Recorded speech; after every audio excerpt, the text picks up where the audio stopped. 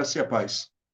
Dando continuidade ao nosso curso básico de vida cristã, módulo 1, livro 2, Anjos, Homens e Pecado, capítulo 5, a origem e criação do homem. Tópico 3, a unidade da raça humana. Como nós observamos, desde o capítulo 1 de Gênesis, nós observamos que a raça humana ela descende de Adão e Eva. E nós temos ali uma ordem específica de Deus para este casal. Lá em Gênesis, no capítulo 1, versículo 28, diz: sede fecundos, multiplicai-vos, enchei a terra e sujeitai-a. Os capítulos subsequentes, nós observamos que ele mostra claramente que as gerações que foram surgindo até a época do dilúvio, né, eles permaneceram em contínua relação genética com o primeiro casal. E que toda a raça humana estava especificamente ligado a Adão e Eva.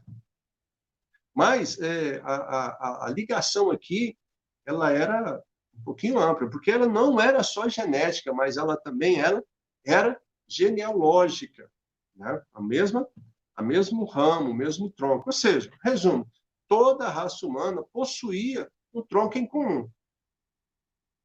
Né? A origem da genealogia, Adão e Eva. E depois os demais iam sendo anexados nessa árvore. Né?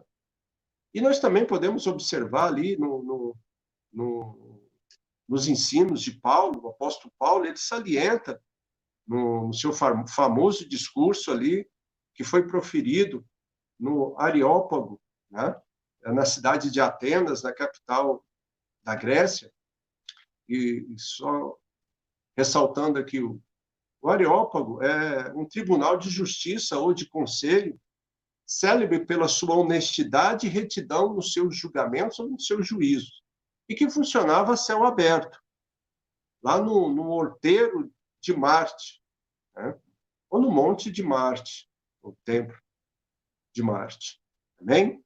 Então, lá em Atos, no capítulo 17, versículo 26, diz o seguinte: e de um só fez toda a raça humana, para habitar sobre toda a face da terra, havendo fixado os tempos previamente estabelecidos e os limites da sua habitação. Amém? Então, aqui, Paulo, ele deixa, nesse seu discurso, ele orienta aos gregos a respeito da adoração, que eles estavam adorando ali um Deus, que eles colocaram assim, ao Deus desconhecido. E ele falou que estava ali e ele era representante desse Deus desconhecido.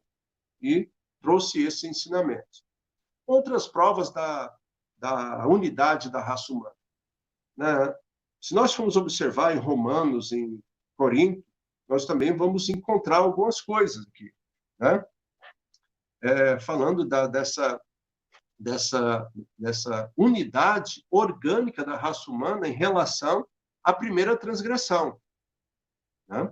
Mas não só com relação à primeira transgressão, mas também em relação com a providência que Deus dá para o homem na busca de resgatá-lo, de salvar toda a raça humana, através da pessoa de Jesus Cristo. Então, vamos verificar isso na palavra de Deus. Romanos, capítulo 5, versículo 12 e 19. Diz assim: portanto, assim como por um só homem entrou o pecado no mundo, e pelo pecado a morte, assim também a morte passou a todos os homens, porque todos pecaram. 19. Porque, como pela desobediência de um só homem, muitos se tornaram pecadores, assim também, por meio da obediência de um só, muitos se tornaram justos.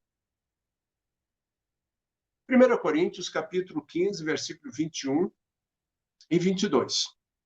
Visto que a morte veio por um homem, também por um homem veio a ressurreição dos mortos. Porque assim como em Adão todos morreram, assim também todos serão vivificados em Cristo. Amém? Então, observe a palavra aqui, Paulo, ele deixa bem nítida, né, essa ligação, né? Porque aqui é a obra de Deus em movimento, em continuidade. Né? Olha, através de um homem entrou o pecado no mundo. E como esse homem ele tinha autoridade sobre todas as coisas, se nós voltarmos ali em Gênesis 1, 28, diz lá que ele tinha, né? Era para ele crescer e multiplicar e sujeitar todas as coisas, todas as obras, todas as criações haviam sido entregue nas mãos dele. E talvez aí fique até fácil de você entender quando você vai nos evangelhos e você pega ali um discurso em que Satanás diz para Jesus, olha, eu tenho poder sobre todas as coisas me foram entregues nas mãos, e eu dou a quem eu quiser. Na questão da tentação de Jesus, depois você pode observar lá, Mateus capítulo 4, né? Marcos, Lucas, tudo no capítulo 4, você vai ver bem explícito isso. E Satanás falando, mas quem havia entregue para ele essa autoridade? Já que nós vimos aqui que Deus deu autoridade para ele, para Adão, mas Adão, quando pecou, ele passou toda a autoridade que ele tinha, ele perdeu toda a autoridade dele e entregou nas mãos de Satanás. Né? E aqui, nós vimos aqui em Romanos, no capítulo 5, versículo 12, falando que a morte passou a todos os homens, porque todos pecaram. Então, todos, como descendência de Adão, assumiram a consequência do pecado. Né? E da mesma forma, Jesus veio para redimir, para resguardar e para livrar o homem. Okay? Então, nós temos aqui mais duas referências falando da unidade da raça humana. Mas nós não vamos ficar só com relações, nós vamos ver algumas teorias da ciência e de vários campos dela, e o que existe no geral aí para nós termos essa visão. Então, veja bem, a ciência tem confirmado de diferentes maneiras o testemunho das escrituras com respeito à unidade da raça humana. Por exemplo, os antigos gregos, eles tinham a teoria autoquitonista, né? Segundo a qual os homens brotavam, surgiam da terra por meio de uma classe de gerações espontâneas, assim, gerações inteiras da Terra. Né? Bom, como essa teoria não possuía assim, um fundamento sólido, cedo ela foi desacreditada. Aí veio Agassiz, né, por sua vez, propôs a teoria coadamita, né, segundo o qual existiam diferentes centros de criação. Não era não era só ali no Oriente Médio, vamos dizer assim, né? No Jardim do Éden, que houve a origem da criação, mas espalhada em toda a Terra havia, né? Diferentes centros de criação da raça humana. Né? Num ano mais à frente, lá em 1655, Pirelius, né, desenvolveu e defendeu a teoria pré-adamita, que tem como origem a suposição, lembra lá? Suponho que, né? Então, suposição de que havia homens na Terra antes que Adão fosse criado. Essa teoria foi aceita e difundida por Winchell, que, ainda que não negasse a unidade da raça humana, contudo, assim, considerava que Adão, na realidade, ele foi o primeiro, ele foi o cabeça da raça judaica. Tá? Não o cabeça de toda a raça humana. Então, esse é o ponto da teoria. Em anos mais recentes, agora, nós tivemos Fleming, né, que sem ser dogmático sobre o assunto, diz que havia razões para acreditar e aceitar que houve uma raça inferior aos homens antes da aparição de Adão no cenário mundial. Ele fala que por volta ali de 5.500 a.C., né? Embora inferiores aos adamitas, essa raça de homens já tinham capacidade diferente dos animais, enquanto que o homem adamita foi dotado de uma faculdade maior e mais nobre, e provavelmente destinado a conduzir todo o resto da raça existente a uma lealdade a Deus. E você começa a observar aqui, nas entrelinhas, né? Levando ali quase que um entendimento da palavra, né? E acrescentando umas coisas dentro da palavra que dá a intenção assim de quase te levar a acreditar, né? Continuando. Falhando Adão, né? Em conservar, Adão falhou em conservar a sua lealdade, a sua obediência a Deus. Então, Deus proveu um descendente que, sendo homem, era mais que homem, para cumprir aquilo que Adão não foi capaz de cumprir. Teoria de Freeman, né? Então, na verdade, Freeman nunca foi capaz assim de dar provas da veracidade dessa sua teoria. Comparando aos ensinos que nós vimos aqui, 3 referências agorinha, aos ensinos bíblicos da unidade, né, do homem. Ok? Então, nós começamos a observar ao longo dos tempos, né? Foi surgindo aí ciência, um testemunho da ciência dentro da comprovação do testemunho das Escrituras. Na minha concepção, eu tenho assim, que a ciência hoje, ela não veio para refutar a palavra de Deus, mas mesmo quando ela tenta refutar, ela simplesmente testemunha a essência da palavra de Deus, né? Bom, nós tivemos a ciência, nós também temos os argumentos da história. As tradições das antigas raças humanas apontam decididamente para o fato de que os homens, ou os seres humanos, tinham uma única origem e uma linhagem única. Surgiram na Ásia Central e dali migraram. Ou seja, a história das migrações do homem tende a demonstrar que tem havido uma distribuição da população primitiva partindo de um só centro, de um só ponto, ou seja, de um mesmo lugar, né? Mesmo que povoaram toda a Terra, a origem foi única, né? E a história ela fala isso. Bom, não só a história, nós também podemos falar assim, olha, existem os argumentos filológicos.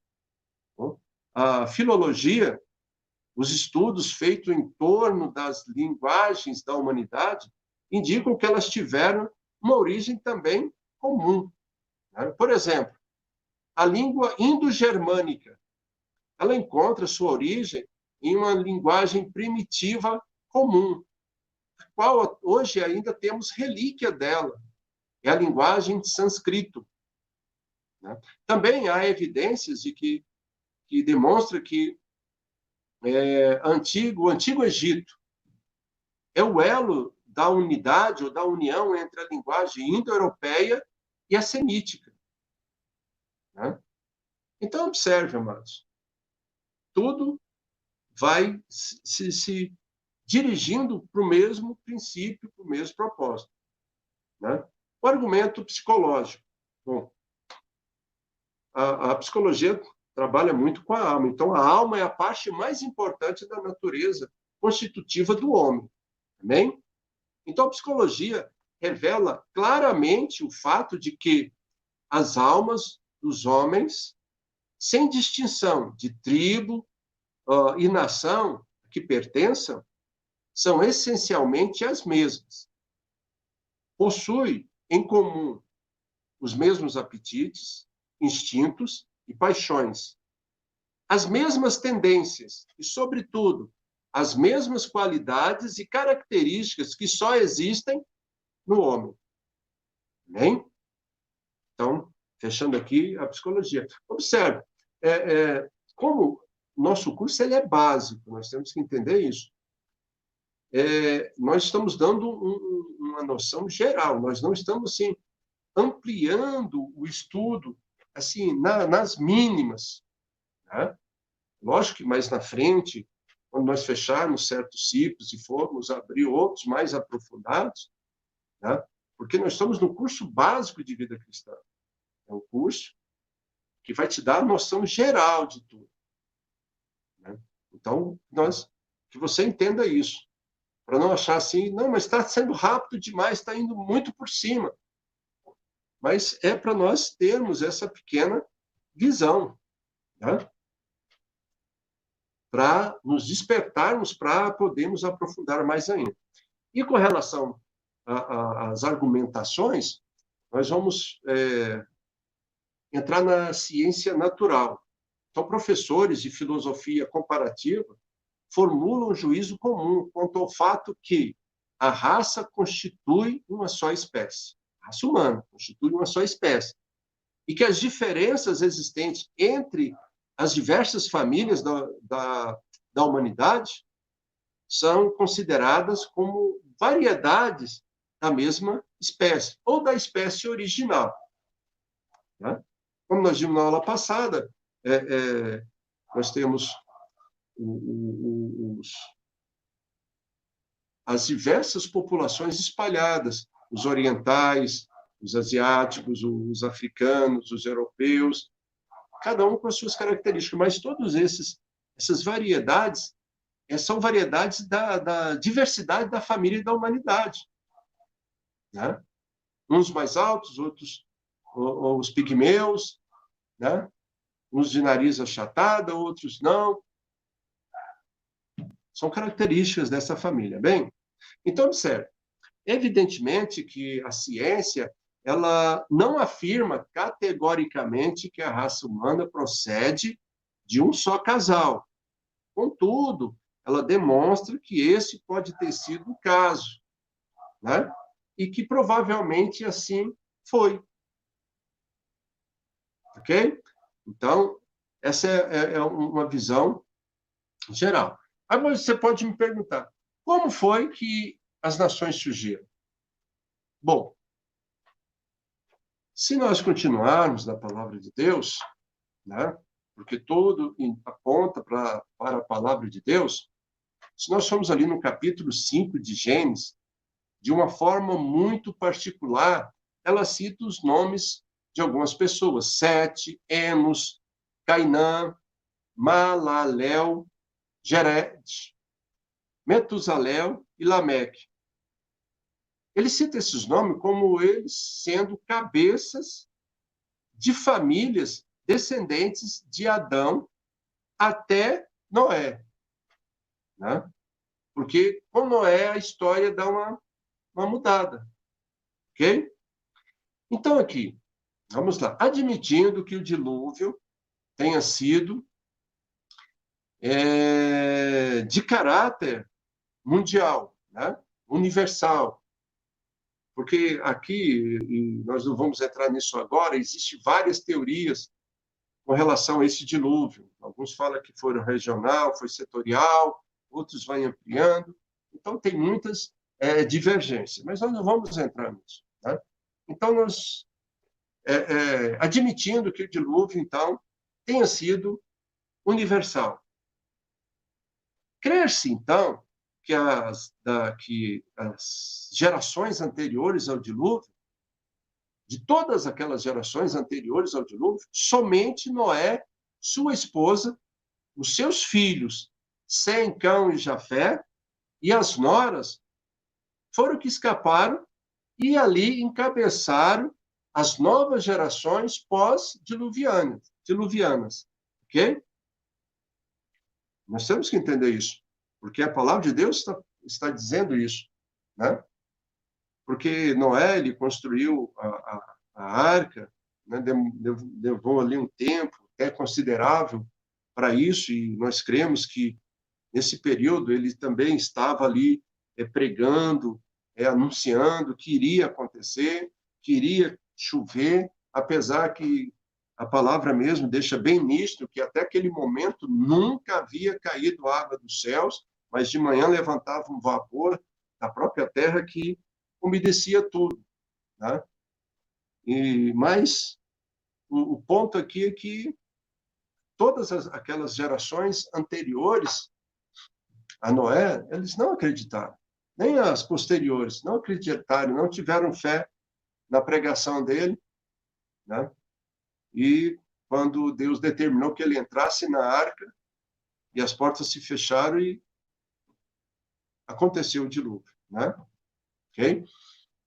Então, partindo dos filhos de Noé, Sem, Cão e Jafé, nós temos ali o missionário Lawrence Olson, em seu livro O Plano Divino através dos Séculos. Ele cita um estudo do Dr. Paul E. Encre sobre a origem das raças, a qual nós extraímos alguns pontos para deixar para os irmãos. Vamos lá.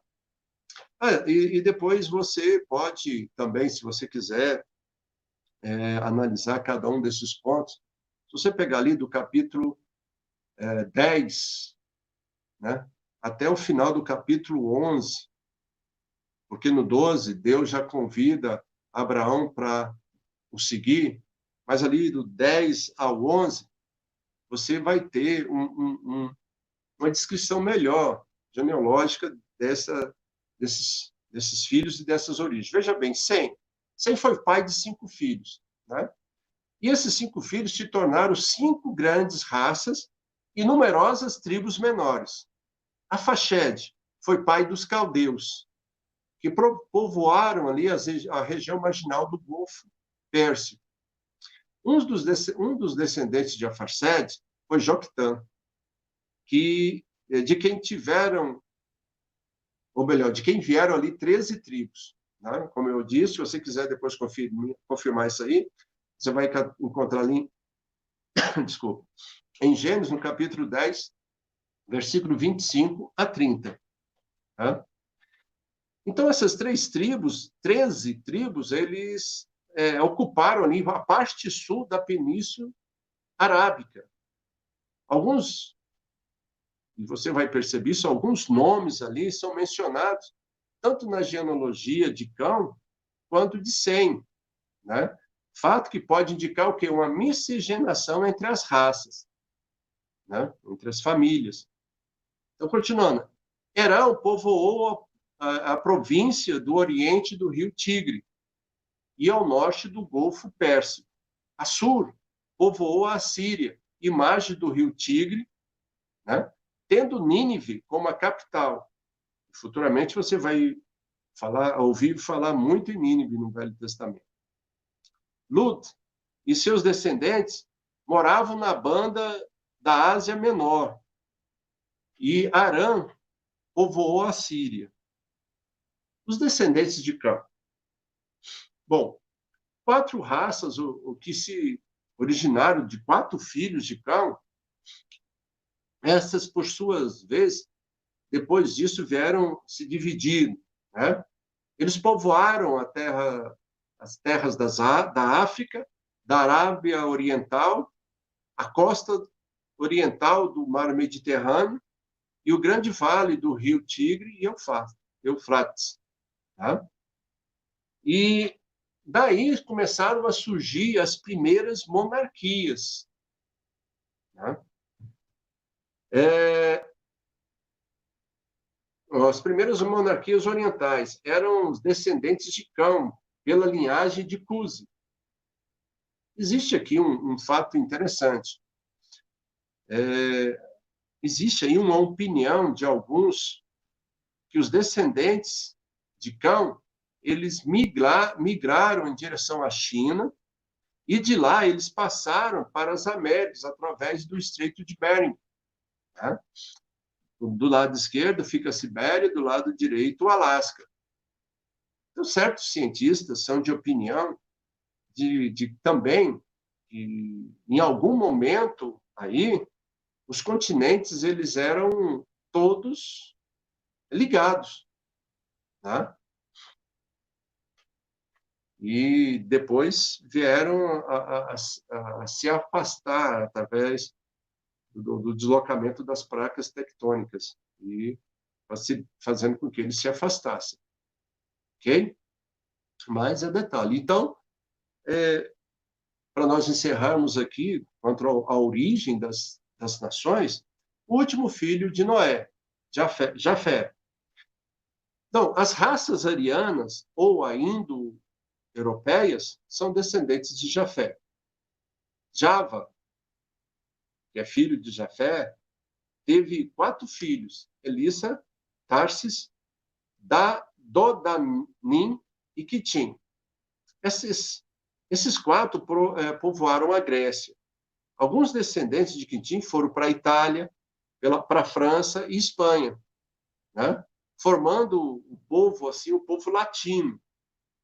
Mandai e seus descendentes povoaram a Índia e a Pérsia. Gomé foi pai de 3 filhos: Askenaz, Rifate e Togamar. Os descendentes de Rifate povoaram a Iugoslávia e a Áustria. Os descendentes de Gomé deram origem aos celtas, aos alemães e aos eslavos. Os celtas, por sua vez, migraram para as ilhas britânicas, Gales, Escócia, Irlanda, né? Alguns das tribos germânicas migraram ali para a Noruega, Suécia e Dinamarca. Pronto. Aí deu-se a origem das nações, né? Através dos descendentes de Noé, que passaram, enfrentaram o dilúvio e vieram e recomeçaram a povoar a terra. Ok? Então, essa foi a origem e criação dos homens. No capítulo 6, que na próxima aula nós queremos entrar, nós vamos falar da natureza do homem. No tópico 1, quem é o homem? Depois nós queremos entrar no tópico 2, falando da alma, o espírito, né, e da essência, de um modo geral. Conhecer o homem, nós falamos dos anjos que foram criados, estamos falando dos homens que foram criados, né? Conhecendo todos, para nós podermos entrar no último ponto do livro 2, né?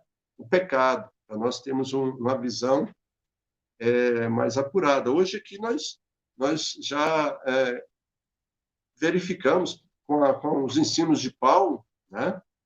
Ele falando em Romanos, em 1 Coríntios, sobre a questão da queda, como ela ocorreu, né?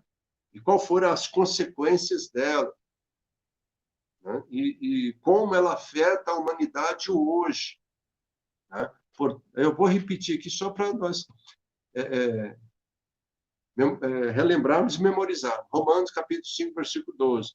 Portanto, assim como por um só homem entrou o pecado do mundo, e pelo pecado a morte, assim também a morte passou a todos os homens, porque todos pecaram. Né? Originalmente, nós recebemos o pecado por herança, amados. Né? Depois, cada um vem e comete as suas transgressões, os seus pecados. Mas, no primeiro momento, nós temos essa herança, né, de Adão. Mas Deus providencia isso, né?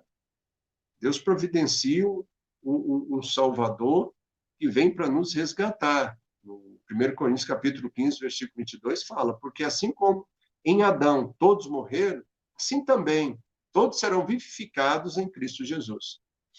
Então, nós vamos conhecendo devagar, cada vez mais, para que nós possamos ir aprofundando e ir crescendo em conhecimento. Né? Amém? Espero que você tenha gostado. Não esquece de deixar os seus comentários, né? Deixa aí o seu like, divulgue o canal para os seus amigos, familiares, para que eles também tenham uma visão, né? Uma visão de um evangelho mais fácil, mais simples, descomplicado, para que todos nós possamos aprimorarmos e crescermos. Né? O que nós estamos buscando? Crescer em conhecimento e graça de Deus. Amém? Uma semana abençoada, que Deus abençoe a todos.